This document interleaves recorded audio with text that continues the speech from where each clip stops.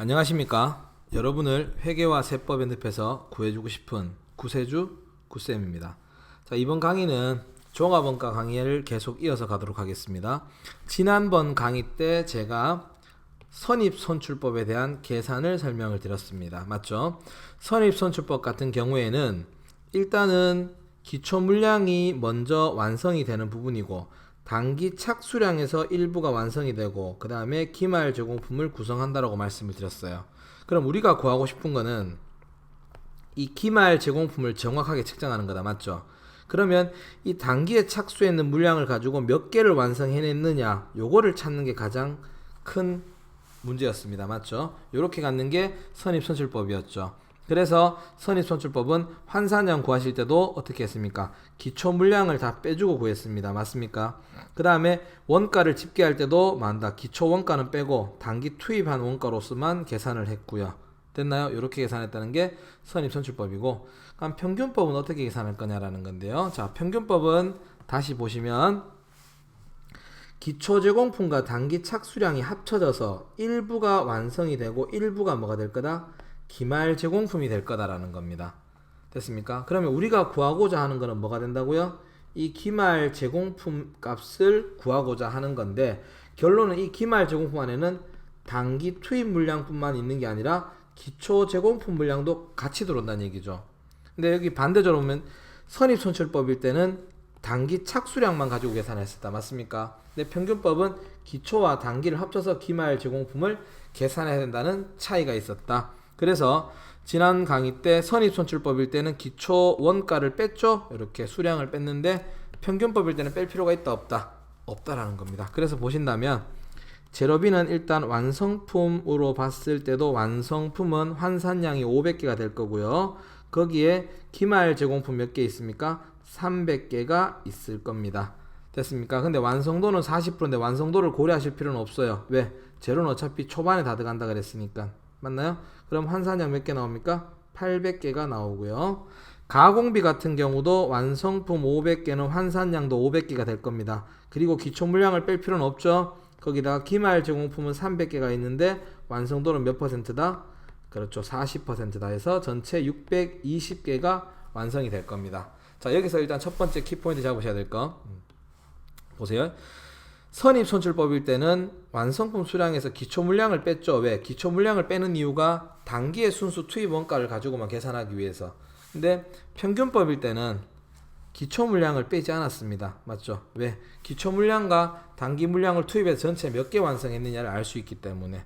됐나요? 그러면 두 개를 보시면 계산의 차이가 기초 물량을 빼고 기초 물량을 빼지 않는다의 차이거든요. 자, 그럼 여기서 첫 번째 아셔야 될 거.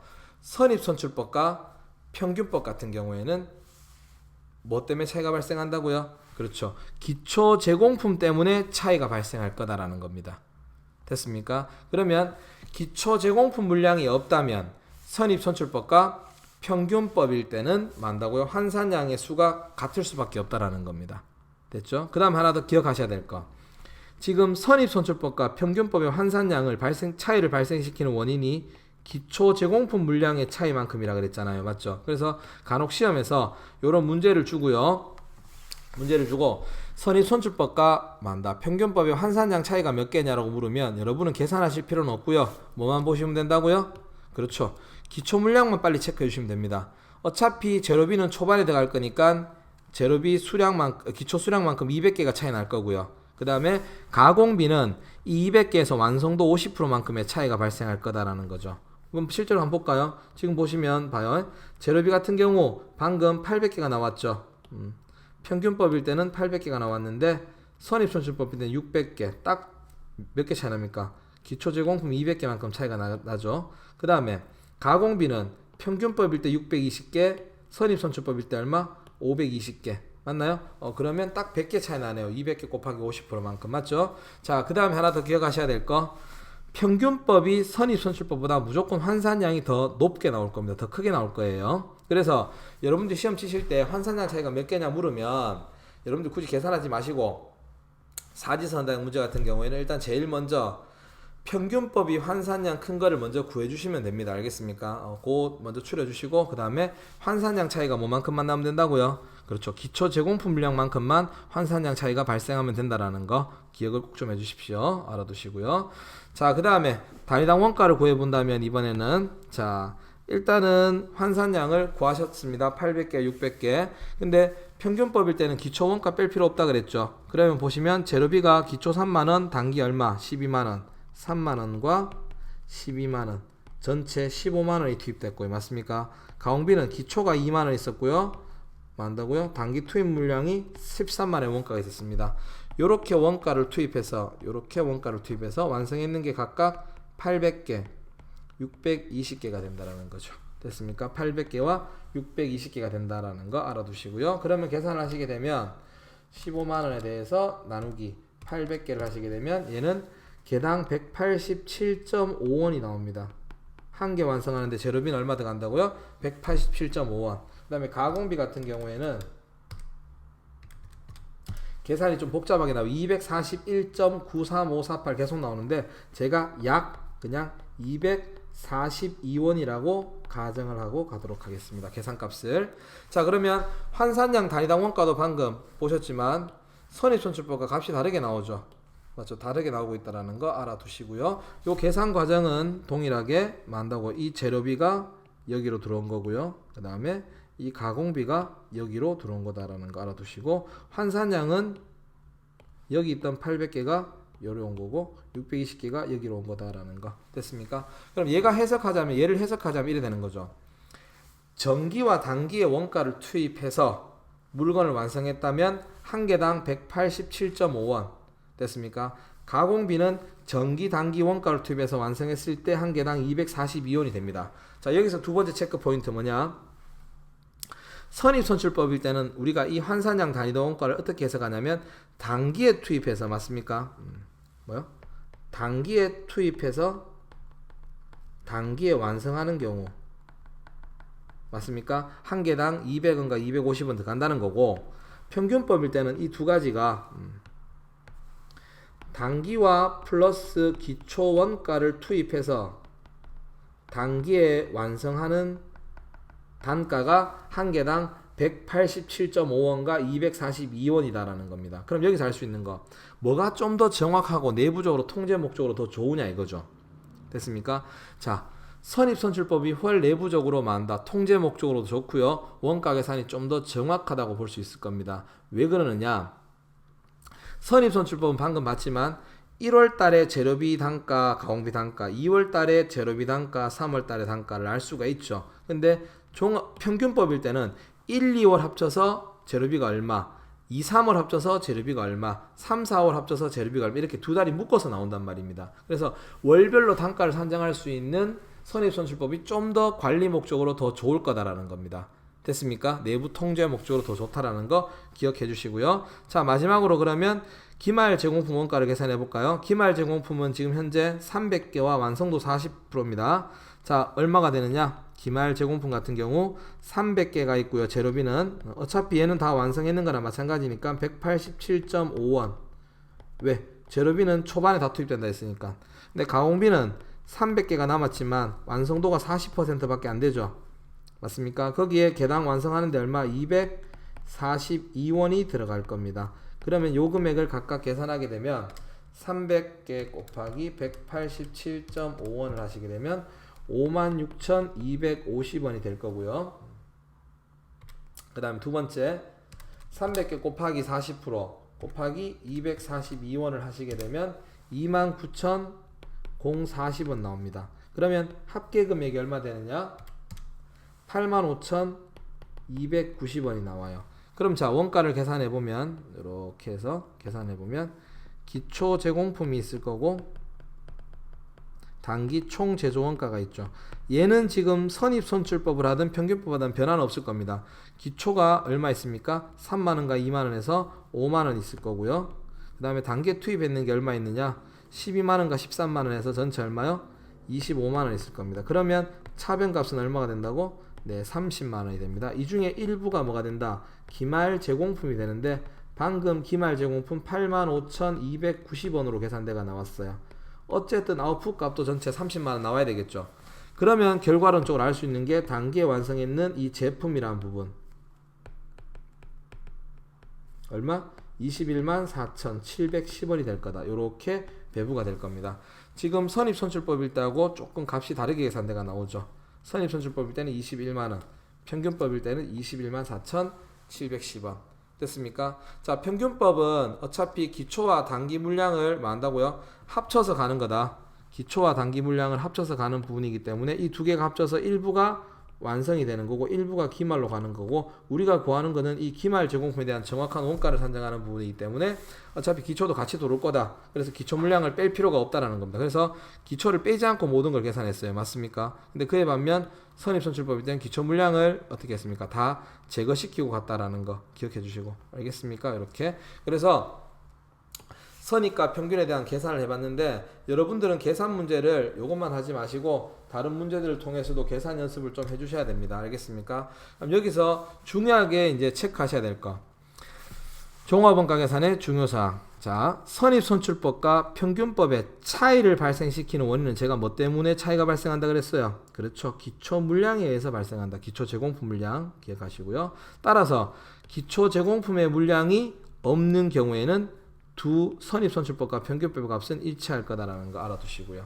됐나요? 그러면 나중에 이 선입선출법과 평균법의 차이도 많다고요. 이 기초 수량만큼 차이가 발생할 거다라는 거 알아두셔야 되고요. 두 번째, 재료비와 가공비로 나눠서 계산하는 이유는 뭐 때문이다? 투입 시점이 다르기 때문에 따로따로 재료비 따로 가공비 따로 계산한 겁니다. 근데 만약에 재료비와 가공비가 공정 전반에 걸쳐서 모두 균등하게 발생한다면 투입 시점이 같다라면 그러하지 아니한다. 뭐냐? 똑같이 계산하시면 된다라는 겁니다. 다르게 계산하실 필요 없고요.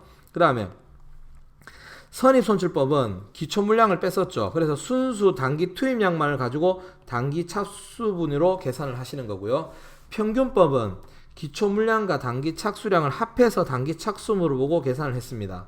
됐습니까? 그래서 아까 봤지만 우리가 선입선출법 하면 1월달, 2월달, 3월달, 4월달에 각각의 단가를 알 수가 있지만 평균법은 1, 2월 묶어서 2, 3월 묶어서 3, 4월 묶어서 이렇게 알 수 있다는 얘기죠. 그래서 다시 강조드리지만 내부 관리 통제 목적으로는 선입선출법이 더 정확한 방법이다라는 거 아실 수 있을 겁니다. 됐나요? 자, 이렇게 해서 선입선출법에 대한 계산법을 정확하게 이해를 좀 해주시고요. 만약에 질문사항이 있다면 카페나 혹은 유튜브에 올려주시면 제가 추가적인 문제를 가지고 다시 설명을 드리도록 하겠습니다. 됐습니까? 요거 알고 계시고요. 자, 그 다음 이제 마지막으로 하나 더 설명드릴게요. 오늘 뭐가 있냐면 공손이라는 거예요. 공손.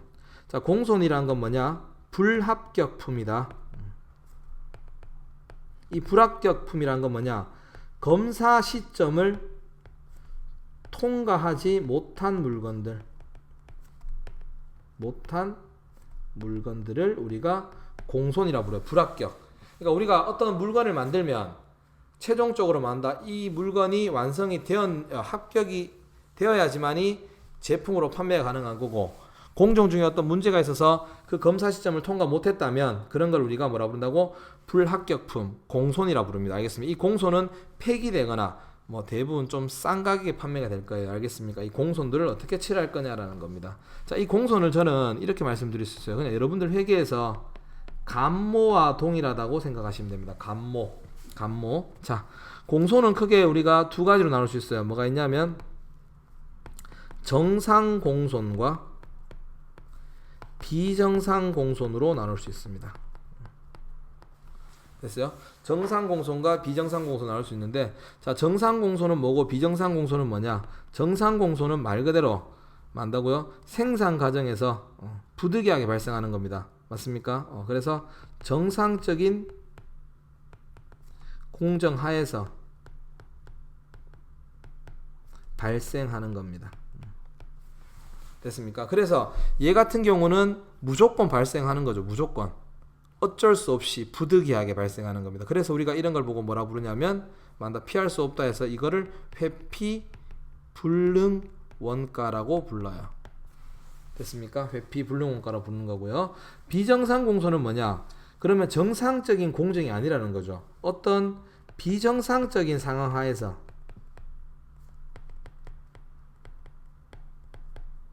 발생한다. 내가 관리를 똑바로 못했기 때문에 만다 관리한다는 얘기입니다. 그럼 얘는 회사가 관리만 잘하면 만다 발생하지 않을 수도 있다. 그래서 우리가 이런 걸 회피 가능 원가라고도 부릅니다. 알겠습니까? 회피 가능 원가 우리 있었죠. 회피 가능성 여부에 따라 부르는 걸.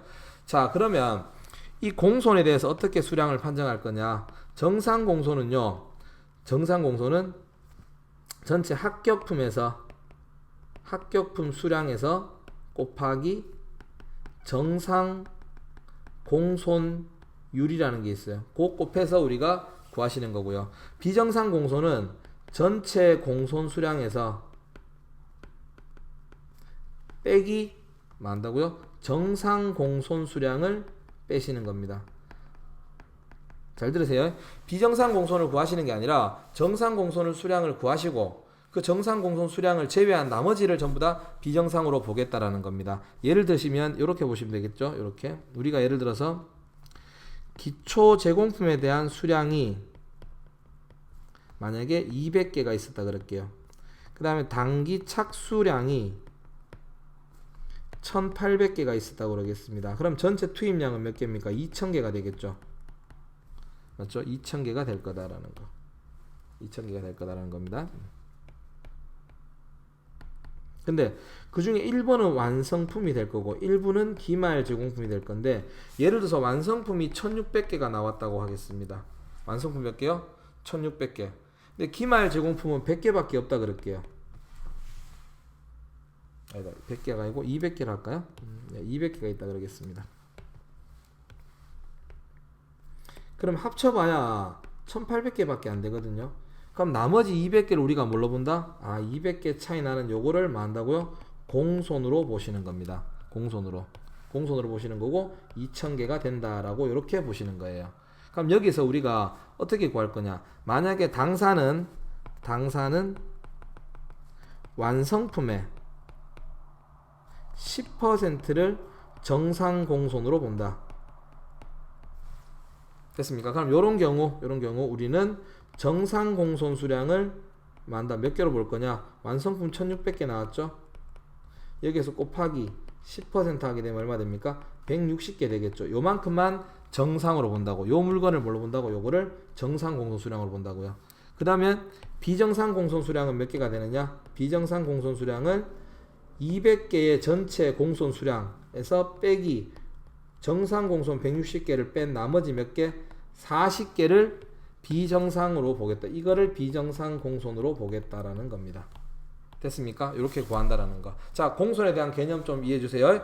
공손이란 건 불합격품입니다. 불량품이죠. 불합격품인데 정상 공손은 어쩔 수 없이 발생하는 회피 불능원가고요. 비정상 공손은 제대로 관리하지 않았기 때문에 발생하는 거다. 그럼 제대로만 관리했다면 충분히 발생하지 않을 수 있죠. 그래서 회피 가능 원가라고도 부르고요. 자, 정상 공손을 우리가 먼저 수량을 구하시고 나머지를 비정상 공손 수량으로 간다. 그럼 정상 공손 수량을 어떻게 구할 거냐? 전체 합격품 수량에서 정상 공손율을 곱해서 구하시는 거고요.